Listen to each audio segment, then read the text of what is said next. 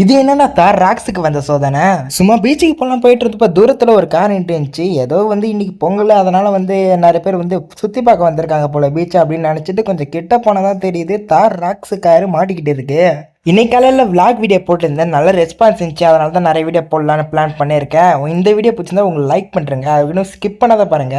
ரொம்ப நேரமாக ரேஸ் பண்ணி பார்க்குறாங்க, அந்த மண்ணை விட்டு அந்த கார் போகவே இல்லை. நம்மளால முடிஞ்ச ஹெல்ப்புமே எல்லாருக்கும் பண்ணோம். என்னதான் ரொம்ப முயற்சி பண்ணி எல்லாருமே தள்ளிலாம் பார்த்தாங்க, அப்பயுமே கார் ரவ கூட நான் வரல. ஏன்னா சேஸ் வந்து அந்த மண்ணில் உட்காந்துருந்துச்சு, அதனால வந்து சுத்தமாக தள்ள முடியல. அதுவும் அந்த கார் ரொம்ப புதுசாக இருந்துச்சு, சீட்டு கவர் கூட பிக்காத இருந்துச்சு. ரொம்ப புத்தம் புதிய கார், ஆனால் அது இந்த நிலைமைக்கு ஆயிடுச்சு. ஃபுல்லாகவே மண்ணாயிடுச்சு.